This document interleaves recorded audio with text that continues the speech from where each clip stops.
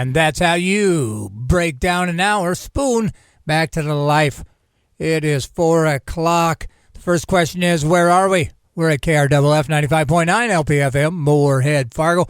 RadioFreeFargo.org. We're streaming everywhere for you guys, because that's what we do here at the Independent Radio. And who is this? It's Canna-Talk ND with Wilson every stinking Thursday, except for last Thursday. I'm in here bright-eyed, bushy-tailed. We run through some red tape, play some jams. 4:20, we open a big fat bag of cannabis news. That's right, cannabis news. We talk about cannabis legalization, the benefits of the cannabis, and how it's going with the cannabis movement in our little world here. So hang with me, and we'll get this show rocking. Right before me, 1 to 3, Side Stage with Trav. Great show. Check him out. He keeps me on my toes, because to follow that kind of guy, you know, I just got the cannabis to talk about. You know, I got no dancers. I got no rock and roll. I just got me telling you guys that cannabis needs to be legalized. Cannabis is not a problem. Cannabis was provided here, like I say, by God, the Creator, to use as we would see fit. And I show him props at Antioch Church, 10 a.m., South Fargo. Join me. Now, Canna-Talk ND with Wilson again is brought to you by Black Cottage Alchemy, blackcottagealchemy.com, Black Cottage Alchemy on Facebook. It is, it's kind of like there's products, you know, there's colloidal silver, which is good, but the body butter is really kind of the standalone product, and it's the one I try to promote mostly when I shout out Black Cottage Alchemy. It's got colloidal silver, it's got CBD, it's all locally grown hemp. Then there's a bunch of other stuff in there too. You can use it for all kinds of things. I'm using it to kind of like keep my hair. I kind of mix it with colloidal or coconut oil. I kind of rub it in my hair. You know, it make me look good. Now that I'm a church going man, I got to comb my hair twice a week. I mean, I wore a hat 24/7, and I ain't even kidding, for the last 30 years probably. I mean, who needs a haircut and who needs to get your hairs to where they're supposed to go if you're not taking your hat off? Right after me, Stinky Arts Music Mart, Locals on the 8, Radio Madness, Black Ring Ritual. That gets your Thursday done here at KRFF 95.9 LPFM. The sun is out. RadioFreeFargo.org. It's streaming in Fargo. Black Cottage Alchemy products are Tochi products right outside downtown here in the heart of Fargo. While you're in there, you can sign the ND for Freedom of Cannabis Act petition. That's going to wrap itself up here in January. So if you haven't signed, get to sign and playa. And if you had some free time because you're not busy on the holidays, you can, get yourself a packet. NDCannabisCaucus.com. They'll hook you up straight. Orange Records got the petition too. Smokey's House of Pipes is the two I remember. Say Matt Wilson sent you. He's probably got some bracelets, maybe not. But if he does, you can have one if you sign, you bring a buddy. And again, Canna-Talk ND with Wilson. It's 420 degrees here in the studio. I am dressed appropriately. I hope everybody else is too. I got a lot of cannabis stuff to talk about. I apologize for taking a mental snow day last Thursday. I'm still dealing with some anxiety, you know, but I mean, I can't let it keep telling me what to do. However, Thursday it was really loud, you know. But anyway, thanks for checking me out. I believe I'm almost at 100 shows here at KRFF 95.9, the best independent radio station in the world, in my opinion. I just wanted to shout out tomorrow, November 19th, at the Fishbowl, a.k.a. the Aquarium, a.k.a. Above Dempsey's. Radio Free Fargo, that's us, presents Skin of Your Teeth, $5 to get you rocking. Gypsy Wizard Queen, and it all going to be there too. 8 o'clock doors, 830 show, 21 plus. Get your rock and roll on and support local radio and local music. So again, that's us. Radio Free Fargo. We present Skin of Your Teeth. Gypsy Whipsy Wizard Queen. End it all. $5. That's tomorrow. The Fishbowl, a.k.a. the Aquarium, right above Dempsey's. Get downtown. You'll find it. Just ask one of those ceramic bison. They'll tell you where to go. 8 o'clock doors. 8:30 show. If you ain't doing nothing tomorrow, come get your hair bang on. I think that's what it's called.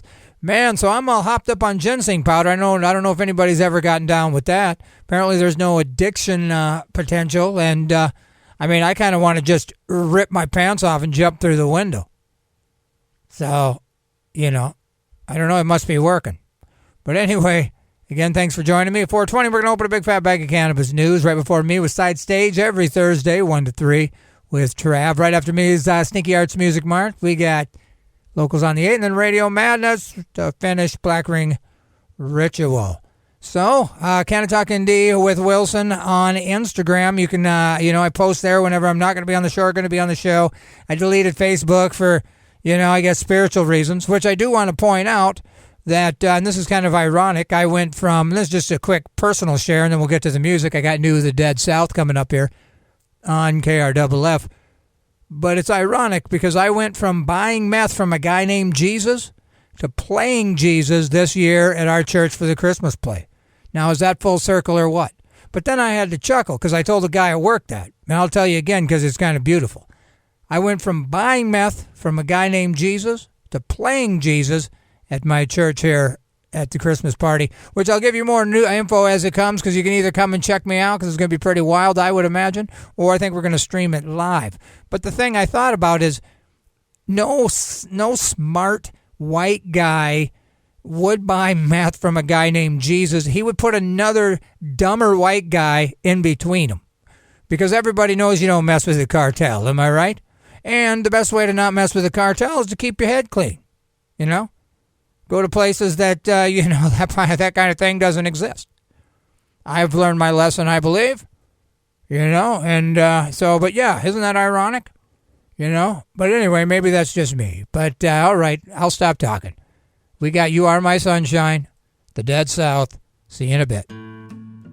Okay, You Are My Sunshine, The Dead South. That's off their Easy Listening for Jerks Part 1. Here on Radio Free Fargo, KRFF 95.9 LP-FM. This segment of programming is being underwritten by S&S Incorporated. S&S works one-on-one with you to provide personal or business tax preparation, accounting, bookkeeping, and payroll services. Schedule your appointment with them at their West Fargo offices located at 45 8th Street East, Suite 104, or visit them online at facebook.com/SNS Incorporated for more information. Check out S&S Incorporated for all your tax preparation and accounting needs. All right, Indy for Freedom of Cannabis Act petition is being circulated, like I said, as we speak. 12 plants you can grow, 6 mature, 6 immature. Licensed business, 21 plus to possess, and where smoking is allowed. Orange Records, Tochi Products, Smokey's House of Pipes here in Fargo. You can sign IndyCannabisCaucus.com. You can find out where. Canna-Talk ND with Wilson, that's what you're listening to now if you just pulled into town. I'm Wilson, and I'm going to talk about cannabis legalization, cannabis news at 4:20. I wasn't here last Thursday. I got into my head a little bit too much, so we got a lot to talk about today, and we'll see if we can get through it all. But, again, Canna-Talk ND on Instagram to find out when, Saturday or Sunday, this minus the music will be on YouTube. And again, I don't make any money, but if you want to subscribe over there, that'd be cool. We've been sitting at like 139 subscribers for the last 16 years, which reminds me, I'm almost to my 100th show here. I think I'm number 99. So next Thursday, we'll have Cheech in here. Just kidding. However, if you know him, I'll give him some ginseng powder. But anyway, I don't want to mess around too much. I'm going to play some more songs, and then bing, bing, bing, we're going to get it done. She's a winner. Neil Francis, 95.9. Well, thank you very much, Langhorne Slim. That's one of my favorites I like to mix in here. KRFF 95.9 LPFM, RadioFreeFargo.org. We're streaming wherever you want to be and wherever you want to listen to this. Canna-Talk ND with Wilson every Thursday. Get in here at 4 o'clock. 4:20, open a big fat bag of cannabis news, and that is happening almost in seconds. In fact, I can make that happen as we speak. Again, we open a big fat bag of cannabis news every Thursday at 4:20 here on KRFF. Right after me is Locals on the 8. Actually, it's Sneaky Arts Music Mart. Locals on the 8. Mix yourself a fizzy. Get on back here. Canna-Talk ND with Wilson. Yo, it's Wilson from Canna-Talk ND. The super awesome show you're getting ready to listen to. I think you should go and subscribe to the YouTube channel. I'll wait. Okay, enjoy the show. Hello, everybody. Hello, everybody. Thank you for joining me. Canna-Talk ND with Wilson. That's where we're at, and that's what we're going to do. I appreciate everybody listening. Again, I wasn't here Thursday. I had a bunch of stuff going on in my head, but I punched it all out of there this week, and I'm back. And again, I haven't missed a lot in the last 3 years, which I've been here 3 years. Isn't that crazy? Well, three Octobers. So I believe next show will be my 100th show, I think. Now, my daughter thinks I should do something fun, but I don't know what that would be. So we're going to talk about cannabis and cannabis legalization, the benefits of cannabis as well, for the next 20 minutes or so. So strap your resin-soaked seatbelt, and we'll get pushing. Now, again, if you're in North Dakota, ND for Freedom of Cannabis Act petition is being circulated. It's a constitutional amendment measure that would basically keep the legislators from messing with it. However, that's kind of a myth, as we've seen in all the states. I mean, the legislators are sneaky, they're divisive, and if they know likey what the people voted in, they will work something out. They will stall it. They will. They'll come up with another one while you kind of are waiting for another one to get untangled. And that's what we'll talk about in South Dakota. And that's what's kind of happening there. It's a sad day what stinking South Dakota's doing. But we got some good things to talk about in regards to cannabis. So again, stick with me here. KRFF 95.9. Canna-Talk ND with Wilson. That's what you're listening to. Let's get started. Now, cannabis moment. Top South Dakota lawmakers officially recommend cannabis legalization bill for 2022. Leading South Dakota lawmakers are officially recommending that the legislature take up a bill to legalize cannabis during the 2022 session. This comes now, and listen to this comes as activists are pursuing a separate reform initiative for the 2022 ballot, which I might add, they needed to have signatures, I think like 16,000 by November 8th. They didn't do that. But they can get an extension that there's some sort of like loophole that they can utilize and get signatures until May. Okay, but the state is appealing that particular thing because they don't like it, and I just don't get it. I mean, and we've seen it in North Dakota, and you'll see that happen here. They'll do whatever they can to be the regulators, to be the ones that create the bills, and they're never the way the people like it. It's only the way they like it. Like in North Dakota, House Bill 1420, that didn't make it through, but it was there long enough to give people like hope. And they're thinking, well, maybe we don't need to vote for this particular measure that's out on the streets. And then the legislators are thinking, well, if we can convince them to take this subpar measure, well, then they won't worry about voting in the one that we don't like. And it's manipulative, it's divisive, they're not for the people, and it's just really scary. Now, I would think, and I'll keep reading here, so they have until May, I believe. The South Dakota for Better marijuana laws on Facebook will give you more information about that. But the state Supreme Court continues to review the constitutionality of a 2020 voter-approved legalization measure. It got voted in, 54%, and it's hummed up by 5 people to Supreme Court because a lower court decided it had it had more than one. What do they say? Single subject rule. It had more subjects than one. Okay. So now you've got that hung up. Now, the proposal from lawmakers is one of several cannabis reform measures that a cannabis interim study committee was tasked, whatever. So it's led by the House Speaker and Senate President pro tempore, and which unanimously approved the full report in a 12-0 vote on Wednesday. Senator Bryan said the legislature will see 2 adult use legalization bills, 23 proposals related to the state's medical cannabis program during the next year, and I can guarantee you those 23 proposals aren't good for medical cannabis people. So prior to the full committee vote, a subcommittee that was specifically charged looked into the rec legalization passed and an earlier version of one of the reform bills. In the background of his latest action, the Supreme Court has continued to consider a review of the constitutionality of an earlier cannabis legalization initiative. But again, they said it could be any time. So meanwhile, activists are working to collect signatures for a separate whatever. Okay? They aimed to turn in enough signatures by initial deadline earlier this month, but they didn't come together in time because they were waiting on this thing that the people already voted in. They figured the Supreme Court would rule, so they'd have time to decide. And so again, I believe that the Supreme Court are in cahoots with the legislators that also don't want it. They got behind closed doors. They were drinking their rum and cokes or their White Claws, whatever lame stuff the people that try to get other stuff over on the people drink. And they're like, well, here's what we'll do. And they strategized. We'll hold our deliberation long enough for you guys to come up with one that isn't as good for the people. It's more in our favor. And the people will be so frustrated that even if the South Dakota for Better marijuana laws, even if they come up with another, ballot initiative, people are going to be so wore out and fed up with trying to have the right thing done that we're just going to give up, and we'll just go with whatever the state government comes up with, and then just be happy that we got something. And that's just what's going on in our world, and it just sucks.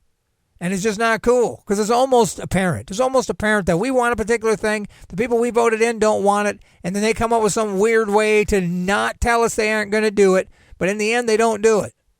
And then they give us some soft football to try to kick around with, but they had taken our shoe, so it still hurts.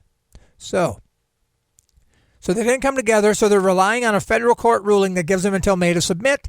That ruling is being appealed by the state, however. See what I'm saying? So the group said it may cease signature gathering if the legislator ultimately passes comprehensive reform or if the Supreme Court upholds the voter-approved initiative. So here's what the director of SDBML says. It's encouraging that the rec legalization bill is moving through the process. It's not a perfect bill, of course it's not. It's slanted towards talking heads and legislators. But it's good to see the legislators are serious about passing legislation. They're only serious about passing the legalization that they want. They've succeeded in thwarting everything else that the majority of the public are wanting. So he says, our goal is not to run another ballot initiative. It's not necessary. The better outcome would be either a positive court ruling on its own. He goes, we're not in this for the glory. We just want an outcome that aligns with the will of the voters. And that's it. They just want an outline that aligns with the will of the voters. So as drafted, the current version of the legislation approved in committee and by the executive board would allow adults 21 and older to purchase and possess an ounce. Unlike the legalization initiative that South Dakota voters approved last year, the draft bill would not provide a home grow option for adult consumers, and you couldn't even grow outside. So doesn't that sound a lot like stinking North Dakota's scam, whatever. And I mean, we'll talk about some states here that are really rocking, and we'll do that right now. This is from MJ Biz Daily. Connecticut set to launch rec cannabis market before New York. So Connecticut isn't a very big state.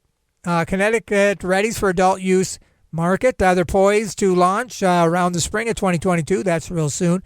They believe that adult use in their first year will be $250 million. Now, I'll give you 2 seconds to guess what the fourth year expected will be, and that's almost $1 billion. And again, the population is 3.6 million. People below poverty line, 10%.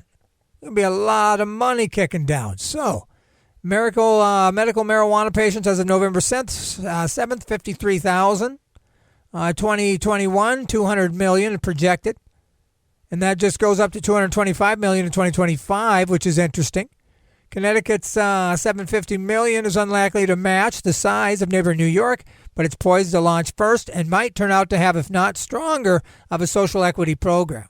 So we're going to try to check this out. So New York has been touted as a potential social equity gold standard, but Connecticut's program appears equally robust. Definitely a priority is put on to consider the harm done by the war on drugs and to think about disproportionately impacted communities and how to reinvest in them. So here we go. Connecticut's program features these aspects. Half the cannabis stores will be allocated to social equity applicants. Existing medical cannabis producers and dispensaries can convert to adult use if they meet certain requirements and pay a fee. But the fee is $3 million for producers and $1 million for dispensaries, which, sounds like a stinking lot, don't it? That fee can be cut in half if the MMJ operator partners with a social equity business. The initial round of cultivation license will be awarded to social equity applicants that located their facilities in areas disproportionately impacted by the war on drugs. Otherwise, the operators will be chosen by lottery, and they've yet to determine the number of permits. So we'll see how that goes. The The Social Equity Council has discussed income and residency requirements, but hasn't yet finalized criteria. So existing operators get a leg up. So I don't want to focus too much on that. And then here we go. We got West Virginia finally starts selling medical cannabis nearly 5 years after legalization. Kind of sound a little like Mexico, don't they? Canna-Talk ND with Wilson every Thursday, 4:20. That's what we're knee-deep into right now. We talk about cannabis and the benefits of cannabis and legalization of cannabis. And if the word cannabis is in it, by gum, we'll talk about it. Thank you for coming by. I'll see you next Thursday. We still got several minutes left. Just wanted to check in and say that you're listening to KRFF 95.9 LPFM. Tell a buddy if he's in Kentucky, radiofreefargo.org. You can get your Canna-Talk ND with Wilson fix every Thursday and then Saturday and Sunday on cannatalknd.com. After nearly 5 years of delays, West Virginia's first 2 cannabis dispensaries have finally opened for business. Mountain State lawmakers voted to legalize medical cannabis way back in April 2017, granting patients suffering from 16 conditions the right to use cannabis pills, oils, or vapes. Unfortunately, the rollout was delayed when a local U.S. attorney threatened to prosecute medical pot businesses in the state, and concerns over illegal cannabis banking created further delays. 4 years and 7 months later, True Leaf Cannabis has at least opened the first state's medical dispensaries. The massive delay officially makes West Virginia the slowest U.S. state to get its medical cannabis program running, beating Delaware's previous record of 4 years and 1 month. So West Virginia holds the unfortunate record for the slowest state to implement medical cannabis access. Well, good for them. And then I think we can stop talking about that. You know what I mean? So we will. Now, Oakland is banning cannabis testing for most city employees. So that's going to be sweet. It's one of the first California cities to stop testing its employees. Last week, Oakland City Council voted unanimously to advance a proposal that would revise the city's cannabis workplace policies. Basically, they're prevented from conducting suspicionless cannabis testing for most current or prospective employees. And that is pretty stinking cool. Pretty stinking cool. Now, we'll talk about this because we just, last Thursday was Veterans Day. And since I wasn't able to make it, we'll talk about this quick. This is from CannabisNow.com. House approves bill authorizing cannabis research for veterans, so that's good. A key congressional committee has approved legislation that would direct the VA to conduct studies into the use of cannabis for PTSD and chronic pain. The bill was approved by the House Veterans Affairs Committee on November 4th by a vote of 18-11. The VA would be required to conduct clinical trials into the potential of cannabis as a treatment for post-traumatic stress disorder and chronic pain among the nation's veterans. Our veterans are no strangers to confronting challenges, said Representative Lou Correa, and that's why Congress needs to explore alternative treatment options. Now, I would argue that cannabis is not an alternative treatment option. It was the treatment options before Henry Anslinger, the crazy capitalist pig racist, decided to derail what was the regular treatments and pharmaceutical companies. I would argue that the pharmaceutical companies are the ones that are doing the synthetic made-up drugs. Whereas cannabis and other forms of things that grow out of the ground, they were the original real medicine. There was real medicine. I mean, pharmacies didn't make real medicine. A lot of it was copied off real medicine. It's just they were able to create something that they could market and make their money off of. But we forget that pharmacies did not exist back when our forefathers were still healthy enough to procreate and have kids that stayed alive, that made kids, that made kids, that made kids, that made you. You know? So I would argue that the alternative medicines are the pharmacies. That was the alternative medicine. They were going around to doctors going, stop using these particular regular medicines, and why don't you offer them this pill? In fact, I'll give you 100 of them free. Don't even charge your customers. Just let them try it. See if it, it helps for, aspirin or the multivitamins. You're a big kid now. Give them this sugary, capsule that looks a little like ecstasy. Got a picture of Fred Flintstone on it. Because the kid didn't like when you rubbed Vicks vapor rubber, mustard. Remember the mustard plasters? I mean, that was pre-pharmacy. That was the medicine.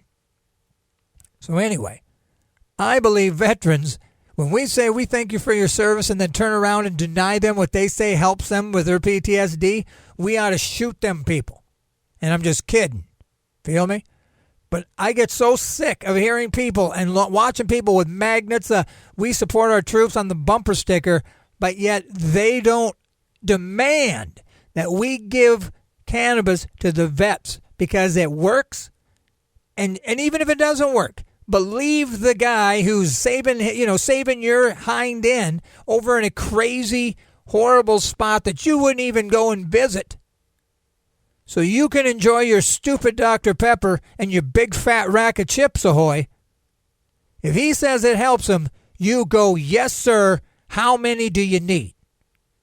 And the fact that we deny our vets the help they need and at the same time hold these, like events where we pretend to thank them and then say, but no, we won't give you this because it'll help you. It really fires me up. So I think the VA ought to have their heads examined for calling this alternative medicine and then denying vets the access to be better. It really gets me fired up. But I ain't going to talk about it anymore.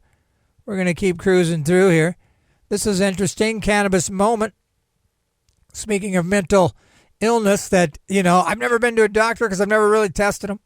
I fainted one time at this private public Christian school, and they stuck me in one of them long things where you lay down, you stick your head in that round thing, and they didn't seem to find anything wrong with me. But I've had episodic things, and I want to add, like, if anybody's seen Kyle Rittenhouse's PTSD panic attack breakdown in the court, that's exactly what happened to me in Mexico when I was in some non-English speaking dentist's office having 13 teeth yanked out of my head, hoping that what I told him is what he was doing. And I broke down too, just like that. So it's crazy. Like it validated, that I just wasn't a big baby, and that somehow that triggered a central nervous system response. That I thought you had told me my both parents had been shot. It was nuts. So anyway, GOP Congresswoman says she used cannabis to treat depression after being raped. And again, this cannabis, the minute she said that, cannabis should have been legalized. The government should have said, whoa, we should stop messing around and let's take care of business today. Today, let's handle the vets and let's handle the mental ill problem in our world and give them a little something that they say works. If you ain't been raped, how can you tell her that it doesn't work? And wouldn't you want something that would have her say that worked? Wouldn't you just want to believe her? Come on. So a Republican congresswoman who made waves after introducing a bill to federally legalize cannabis this week said on Tuesday that she personally used cannabis for a short time in her youth and it helped her get off pharmaceutical drugs. Again, let me say pharmaceutical drugs, unnatural, created, synthetic. She was prescribed for depression after being raped at age 16. Representative Nancy Mace shared the story on Fox Business after being asked whether she herself smokes cannabis. And this is crazy because whoever was interviewing her or whoever was listening wasn't expecting this next quote. When I was 16, I was raped, the congresswoman said. Imagine starting the sentence like that. I was given prescription meds that made the feelings I had of depression worse. They were worse. And, just think about it. Just imagine people that didn't use cannabis or continued to deal in this worse depression and whacked themselves and ended their lives because of prescription meds. And my pastor, he told me a story about something similar. That during this COVID time, there was a pastor's wife who had depression, and it was getting harder and harder to deal with. So instead of trusting, the way that they were taught to, the higher power, she went in, she got some meds, and I don't know, it wasn't very long after that they found her, she had taken her life. And so again, I would argue that cannabis would have stepped in and helped, the natural thing, the thing that was here first. So she turned to cannabis for a brief period of time in her life. Because she was able to experience the therapeutic benefits of cannabis firsthand, May said she more acutely understands the needs to provide access to vulnerable communities, particularly military veterans, who suffer from a host of mental health conditions like post-traumatic stress disorder. Why are we still messing with this? And Mace goes, when I talk to vets and I see that pain, it hurts because I felt that pain before in my life. Veteran suicide we see every single day, people. So May shared a personal story, and I shout out to her. That takes a lot of chutzpah. Shared her personal story one day after formally filing the States Reform Act, legislation that would federally deschedule cannabis, and that really needs to happen. Would allow states to make their own decisions about cannabis policy, and that's pretty awesome, too. And it provides a pathway for expungements for people with nonviolent cannabis convictions. So I thought that was a neat story. Now, as we get closer to the end here of Canna-Talk ND with Wilson, every Thursday at 4:20, open a big fat bag of cannabis news here on KRFF 95.9, streaming wherever you hunker down, radiofreefargo.org. You can donate, or you can listen to other shows, and we thank you for supporting independent radio with shows like this. But anyway, let me tell you about this. This is Cannabis Moment. Okay, cannabis could be sold at D.C. farmers markets under amendment unveiled by local activists. Now, just wrap your brain around that. So you go down to Red River Market, which I don't want to promote them. I've got my own personal reasons, so forget I said that.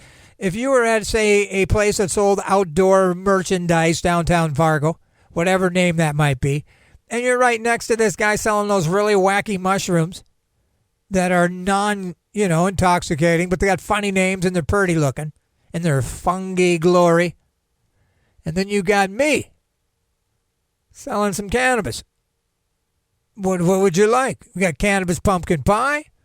We got just general cannabis. And I just stole a couple of those mushrooms from dude next to me, and I shoved a bunch of cannabis up in it.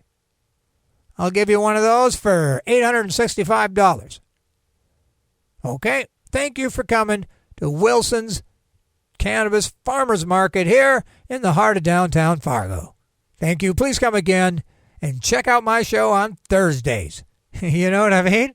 So anyway, cannabis activists are proposing an amendment to legalize a bill that the district council will consider on Friday that would allow small entrepreneurs to sell cannabis. Combining criminal justice reform and economic innovation, the amendment would guarantee implements a profitable, equitable, affordable, and transparent system of adult-use cannabis testing and cultivation. So that would be interesting. The proposed measure would create a cottage industry license that would authorize the license to grow and produce medical and rec within their residence and sale at wholesale directly to manufacturers, testing facilities, and farmers markets. Licenses could then apply for a farmers market endorsement license that would enable them to sell cannabis in the District of Columbia. Micro-business licenses could also qualify for the endorsement. So that's going to be pretty cool. And the fee for an endorsement would be $250 annually. Well, I don't know. I mean, how much do you guys like me? I mean, I could just move to D.C., borrow $250, or do the old Tony Romo and borrow $250 from somebody, not tell you I'm leaving, and then just move and keep the money. And for those of you local North Dakota, local Fargos, those that know, you know. Stinking burrito guy. Here we were concerned for his safety. Here he jilted a bunch of people and bailed like a no-neck, backboneless jellyhead. But anyway, I digress. Bipartisan Wisconsin lawmakers unveil a cannabis decrim bill, which this is kind of interesting because Wisconsin, well, first of all, if you know anything about Wisconsin, you can bring your 4-year-old kid into a bar, sally up to the stool and say, give him 2 Schleizenheimers and a pickle. And because the parents said you could, you could. And now Madison, they've had a very loose cannabis decrim bill. I think you can possess and a lot of stuff. So what happens is when these guys do a state decrim bill, if it's more restrictive than, say, Madison will have to conform. So it's almost like a win, lose, win. So we'll talk about it. So they unveil the bill to decrim. Representatives Shea and Sylvia are sponsoring the legislation. They'll have a companion bill being led in the Senate by 2 senators. There are currently about a dozen co-sponsors attached to the proposal across both chambers and parties. Okay. The measure would make it so possession of up to 14 grams of cannabis would be punishable by a $100 civil fine without the threat of jail time. The bill would also eliminate counting of offenses if they involve 28 grams of cannabis or less, meaning people would not be subject to enhanced penalties for repeat offenses, which South Dakota loves to do to you. I think North Dakota does too, but I don't know. While it remains to be seen whether the legislator will have the appetite to advance the measure, the sponsors say they're working to strike a balance between legalization. Now, I've spoken with some really hardliners who want to continue to make sure that this is completely illegal, and then they've got people that want to just regulate it like alcohol. So, local governments would have some flexibility in setting their own policies, but they could not impose a civil fine of less than $100, and courts could choose to impose a minimum of 16 hours of community service. So, as it stands, it's punishable by a $1,000 fine, 6 months in jail. So let me get to the interesting stuff. The new Decrement bill would also reduce penalties associated with para, making the penalty a $10 fine instead of a maximum $500 fine and 30 days in jail. So that's pretty interesting. Police would also have some discretion under the legislation. They wouldn't be required to take a person to jail, book them, or take their fingerprints. They could just take their personal information. Finally, the legislation also provides liability protections for employers who choose not to drug test most workers for THC. So, I mean, I'm telling you, that is just happening. They didn't give me a no. They didn't give me a yes, he says. So, Evers has tried to legalize cannabis. Let's see. Locally, Wisconsin voters in 3 jurisdictions last year approved non-binding advisory questions in favor of cannabis. Late last year, the city officials in the state's capital of Madison voted to remove most local penalties for possession and consumption, effectively allowing use by adults 18 and older.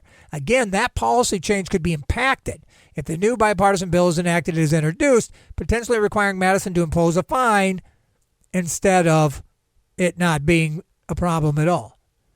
So, anyway, this has been Canna-Talk ND with Wilson. I still had more to talk about, but I got to get busy.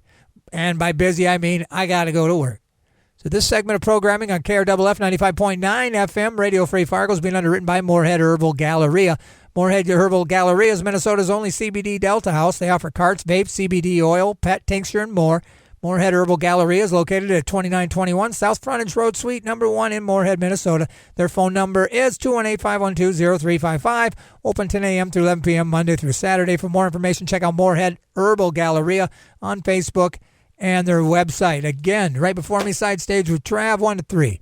Me, you got Canna-Talk ND with Wilson every Thursday, 4 to 5. Up next, Stinky Arts Music Mart. We got Locals on the 8, Radio Madness, Black Ring Ritual. Again, thanks for checking me out. And I am going to play a quick song. Oh, man, 1993, am I right? Duran Duran, Come Undone. Canna-Talk ND with Wilson's wrapping this stinking thing up right up after me. Stinky Arts Music Mart. Get ready for that. Black Cottage Alchemy is what brings you this show. You can go to Black Cottage Alchemy on Facebook, blackcottagealchemy.com, or you can go to Toe Cheap Products. And while you're in there getting the body butter, which is pretty awesome, and I thank Black Cottage Alchemy for sponsoring this show. Indie for Freedom of Cannabis Act petition is in there, so make sure you sign it. Or truck on down a couple blocks east and go to Orange Records and get you some vinyl and sign the Indie for Freedom of Cannabis Act petition. I'm going to jump out of here. So remember, educate yourself so you can educate others on the benefits of cannabis. This guy will be back next Thursday at 4 o'clock. Thank you for hanging with me. Be good to yourselves. It's David Allen, Judgment Day. Peace.